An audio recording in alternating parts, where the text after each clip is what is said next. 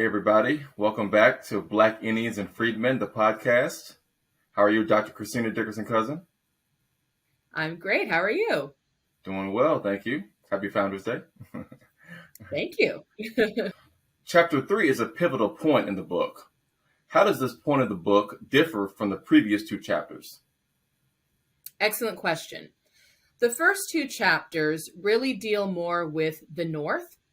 We see, Richard Allen, John Stewart, Jarena Lee. We talk about Thomas Sunrise and John Hall. And so now the book really shifts to the West. Really, the rest of the book is going to be more focused on Indian Territory, what becomes the state of Oklahoma. So chapter 3 really marks that shift. So the first two chapters really are setting the stage for what is going to happen in the rest of the book. And chapter 3 kind of puts us there and sets the tone for the subsequent chapters. Got it. Okay. Well, on page 58, you provide us with two tables charting the remarkable increases in AME churches and members in the West in 1890 and 1916, respectively. What do you say are the racial, economic, and religious reasons for Black migration to the West? There are many factors that cause this migration that we see reflected in those tables. So in terms of racially, in this period, we're really seeing the collapse of Reconstruction. So Reconstruction ends in 1877, but really continues that decline in the subsequent years. So that by the time we get to 1890, we have really seen a retreat from Reconstruction and a lot of the hopefulness that existed in that period. And so by the time we get to this time, African Americans in the South are really under siege as white Southerners are reimposing dominance in Southern societies after, the initial hopefulness of Reconstruction. And so African Americans are struggling with all kinds of racial violence and attacks. And so that is one of the many reasons that causes them to say, you know what, we've had enough, and they start migrating west. Economically, there's also discrimination happening in that arena. So one of the main things that African Americans wanted during Reconstruction after the Civil War was the ability to have financial freedom, to own their own farms and farm for themselves, work they had been doing for generations. Now they wanted to have a chance to make a living doing that work instead of giving all that wealth to their masters. And so African Americans are very hopeful during Reconstruction that they can own their own land and sustain themselves and their families in that way. But again, as we see Reconstruction peeling back and falling away, African Americans have a very difficult time attaining that kind of economic freedom. And so that's another reason why they say, you know what, maybe we would have a better shot somewhere else outside of the South. Religiously, as I make the argument in this chapter, denominations like the AME Church are following their members. As their members are heading west, so is the denomination. And that is what helps lead to the term that I coined, the African Methodist migration, which we can talk more about in a moment. You teed me up perfectly. So, all right. So on page 60, you state that the African Methodist migration began in the 1830s. So I'll ask, what is the African Methodist migration? And how was then Reverend William Paul Quinn, how instrumental was then Reverend William Paul Quinn in establishing AME churches in the West? And what is the value of the AME church having a mobile laity? Yeah, so that's a very layered question. I'll take each part individually. So the African Methodist migration, again, a term I coined, is essentially the AME church following its members wherever they go. So if AME members are migrating to California, the AME church is going to California and establishing churches. If AMEs are going to Indian Territory, well, the church is going there too. And so the AME church really makes an effort to follow its people. And so what happens is, say, a minister like William Paul Quinn gets to an area like Illinois or Missouri, and he finds that there are people there who want to have an AME church. Okay, so say he establishes that congregation, he establishes some others. Well, then every year, those churches are going to have new pastors. And Hmm. so oftentimes the bishops will assign pastors, sometimes in the region to those churches, but sometimes pastors from out of that region into those locations. And so that really compels ministers to migrate west, again, as the church is going. One of the most explicit examples happens in Indian Territory, where you have, for example, in 1880, the formal establishment of the Indian Mission Annual Conference, which was the conference for Indian Territory. And in 1880, Bishop Henry McNeil Turner takes control over that region. He's assigned to that region. And so he assigns a minister named A.J. Miller, who is from South Carolina. He assigns him to a church in Indian Territory. So that means that A.J. Miller now has to leave South Carolina and migrate to Indian Territory, where he stays for numerous years. So this is a pattern that gets repeated over and over and over again in this time. Whereas the church is following people out west, the bishops are, importing ministers into these western regions, and that is just further facilitating Black migration into the West. So in terms of the mobile laity, that is essentially what I'm talking about here. The idea of a mobile laity is that our people move. Our people go wherever they, seek to go, and we follow them. We don't just say, well, our church is in this region and that's just it. No, we say, if wherever you're going, we are going to, and that is what facilitates the growth of the AME church in this time period. All right. Well, we touched on then Reverend Quinn. Um, Quinn's remarkable work in the West, some of which is noted on pages 61 through 62, compelled the 1844 General Conference to elect him a bishop. So, put into context Quinn's accomplishments in not only establishing churches and growing membership, but also in establishing schools. So William Paul Quinn, for him, the West was, Illinois, Indiana, Missouri, and Kentucky. Mm-hmm. And so he goes into those places, establishing churches and establishing schools as he was able. And this really is the beginning of the AME church in those regions. So St. Louis becomes a very populous region for the AME church. And so by doing this, he is signaling to other African Methodists that, again, we have to move with our people. And so really the AME church recognizes his efforts there by, making him a bishop and saying that, yes, this is the future of the denomination. Yes, we have, historically been in these regions, but as African Americans continue to move west, we are going to move along with them. And so William Paul Quinn really is a pioneer in this way. He's a pioneer of the African Methodist migration, and he's really a pioneer of the AME church as it continues to develop farther and farther west. Speaking of moving westward, on page 64, you pay particular attention to James Wood Sanders and John Turner as examples of AME clergy who moved westward. So why did you focus on these two clergymen, and does accessibility to sources have anything to do with your decision to discuss these two men? Well, accessibility to sources is always a reason.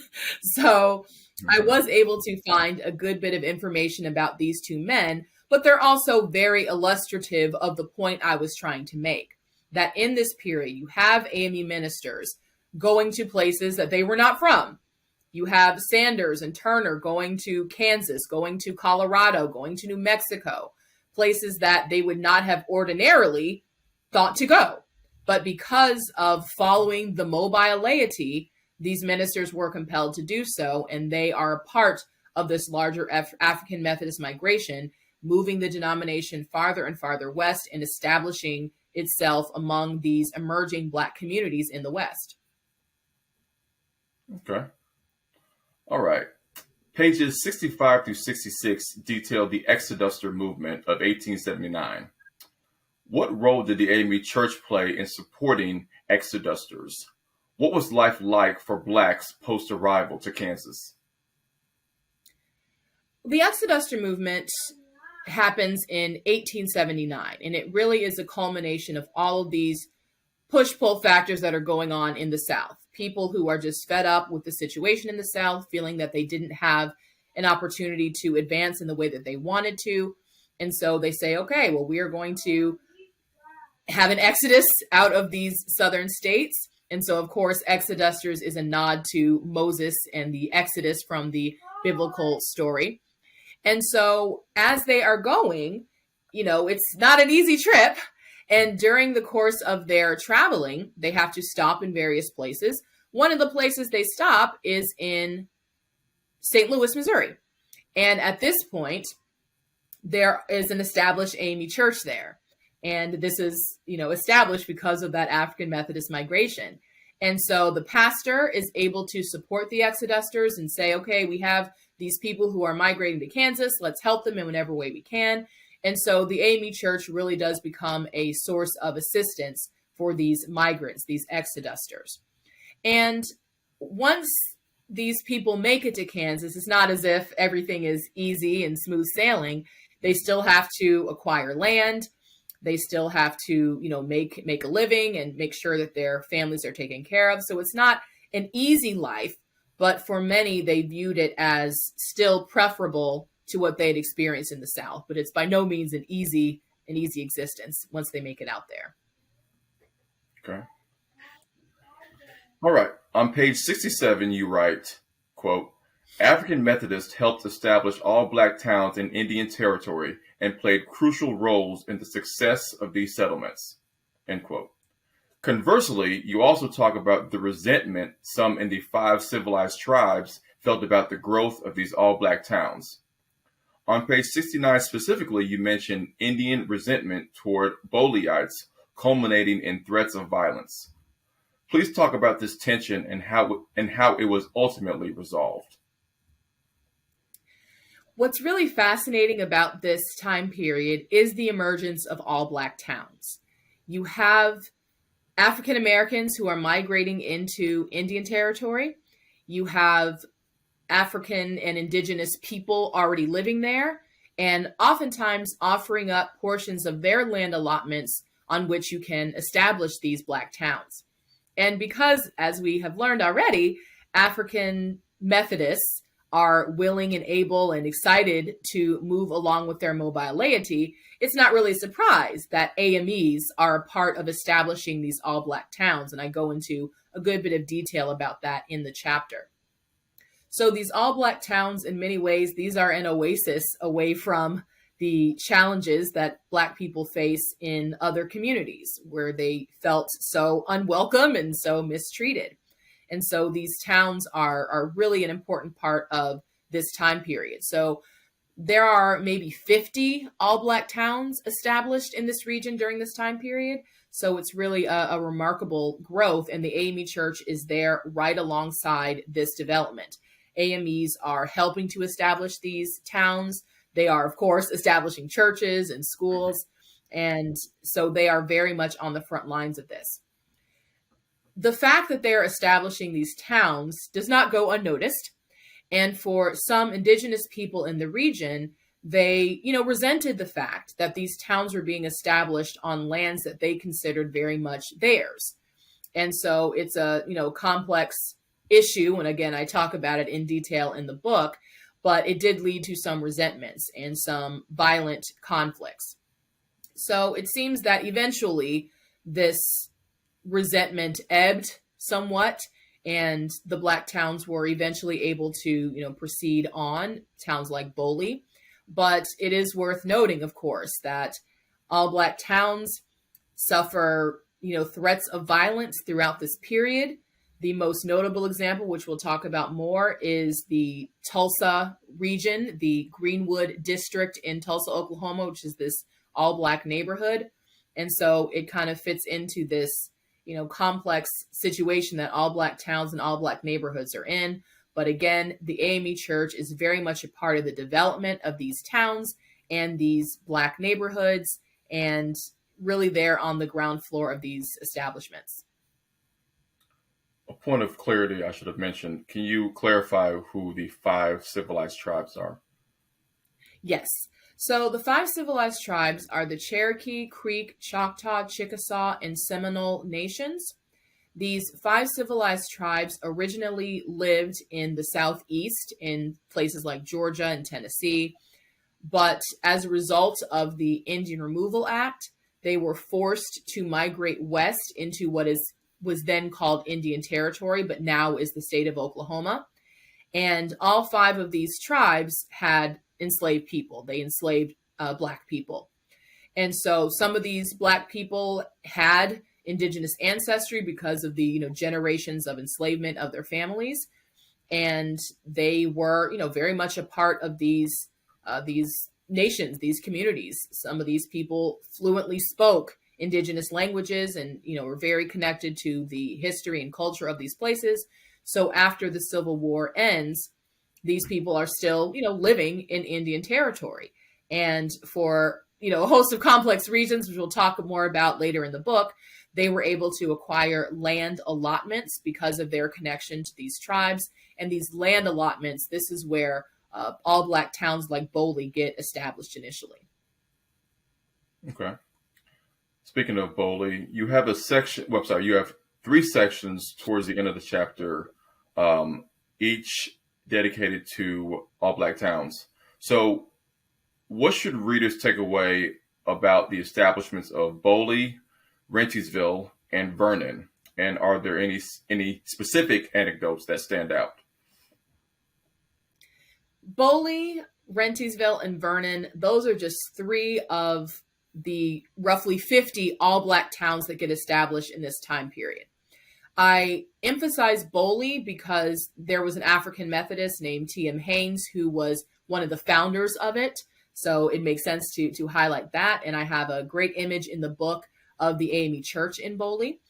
And so that is probably one of the best known of the all Black towns in what is now Oklahoma. So I emphasize that. And then Rentisville is another important all Black town.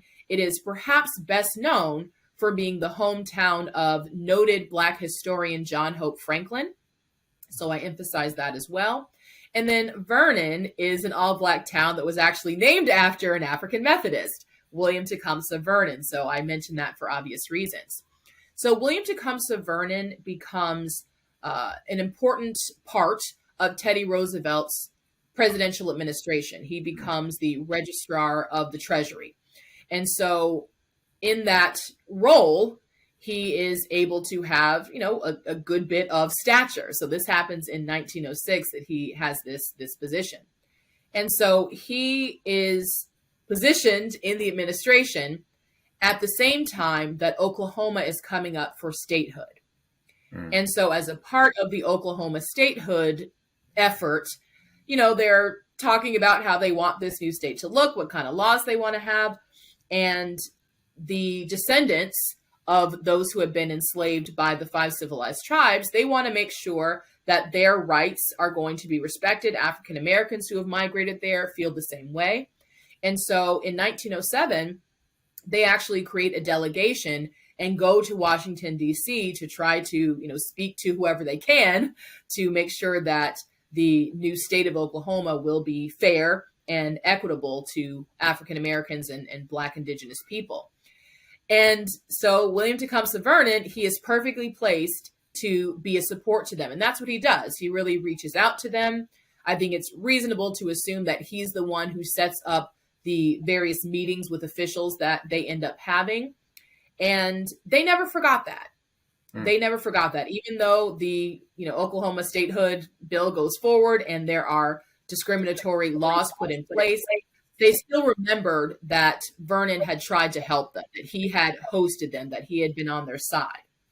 So then a few years later, Vernon is appointed as, I forget the exact title, but essentially he's supposed to oversee schools in Indian Territory in Oklahoma. And so this infuriates white residents of Oklahoma, and it infuriates some of the indigenous people in Oklahoma. And so they speak out against it. They say, how dare you put this, black man in charge of, the schools out here? We aren't going to have it. There are not even, terribly veiled threats against his life. Wow. And so it really puts Vernon and his name back in, kind of in circulation. And so ultimately, he's given kind of a scaled back role. He still, technically has the role, but he doesn't really go there out of fear for his life, I'm sure. But nevertheless, the Black indigenous people, the African Americans who were in Oklahoma, they remembered that Vernon was the one who had tried to help them a few years before. They certainly, did not appreciate the way he had been treated when he was given that position as superintendent over the schools. And so in his honor, they name a town, Vernon, after him. And so it is, pretty remarkable that you have these years of the African Methodist migration, AMEs migrating out to the West, trying to establish themselves in these various locations. And they do it to such great effect and have such an important role in these communities that, Vernon gets an entire town named after him. And so it's kind of an important element of this African Methodist migration, showing how important the AME Church becomes to these communities in the West. Is that town still named Vernon? Yes, I'm not sure if it is still an incorporated town. I would have to double check, but there, it is still. It was never renamed. Okay. It was always Vernon. Okay. All right. So you alluded to this earlier. So what connection does the Tulsa Race Massacre of 1921 have to AME church history? The Tulsa Race Massacre is a horrific, but actually not that original event. Black towns, Black communities, Black neighborhoods had been under siege for, many years. And Tulsa is one horrific example of this all too familiar pattern. African Americans in Tulsa, African Americans and Black indigenous people in Tulsa had been, working to establish businesses, their homes, and they created this thriving neighborhood, this thriving district called Greenwood, where they had their own businesses, they had their own movie theaters, they had, everything kind of insulated in their community. They were able to, be economically independent as they had always sought to be. And some people didn't like that very much. And so for, some reason, allegedly a Black man did something to a white woman. It seems that they were in an elevator together and maybe he bumped into her or he stepped on her foot inadvertently. Something like that happened. And that was all that was required to initiate a mob to descend upon Tulsa, descend upon the Greenwood district of Tulsa, this, Black enclave, this, Black excellence, region. And they just burned it to the ground. They burned the businesses. You had planes flying overhead, dropping bombs and, wholesale murders. And one of the building casualties of this was Vernon AME Church. And I would imagine that white Oklahomans, they remembered how much they disliked William Tecumseh Vernon. And so it makes sense that they would attack his namesake congregation, Vernon AME Church. And so the members of that church, they worshiped in a basement for many years after that until it was eventually rebuilt. But as is unfortunately the case, the AME Church is integral into every aspect of African American history, African American life, and that includes the race massacre in Tulsa and other massacres that happened later. The Rosewood Massacre in Florida happens a few years later, and if I'm not mistaken, there was an AME church in Rosewood as well. So whatever is happening to African Americans writ large, it's happening to the AME church. When African Americans as a whole are under attack, under siege, so is the AME church. So it's really integral in this. It's inextricable. You cannot tell the story of African Americans without telling the story of the AME Church. And that is, a powerful, wonderful thing, but it also brings with it these really painful, deadly consequences. Okay. Well, with that said, what are your concluding thoughts on chapter 3, and how does it set the stage for the rest of the book? Chapter 3 highlights this idea of the African Methodist migration, that essentially in this period, you see AMEs migrating west. They migrate all the way to California. They go to Montana. They go to Washington State. They go everywhere in the West. And as African Americans go there, the AME Church follows. And so Indian Territory is just one example of how this African Methodist migration worked and how it functioned. And so really the rest of the book is going to focus on the Indian Territory and focus on the Black indigenous people, the enslaved and formerly enslaved Black people of these 5 civilized tribes, and how they initiate bringing the AME Church to Indian Territory and all that results from that. So chapter 3 really sets us up for the rest of the book. Chapter 3 establishes the African Methodist migration, explains why we get to Indian Territory, and the rest of the book really looks at what happens when the AME Church gets there. Powerful words, powerful chapter. Thank you as usual. And we look forward to chapter 4. Thank you. Absolutely. Thanks so much.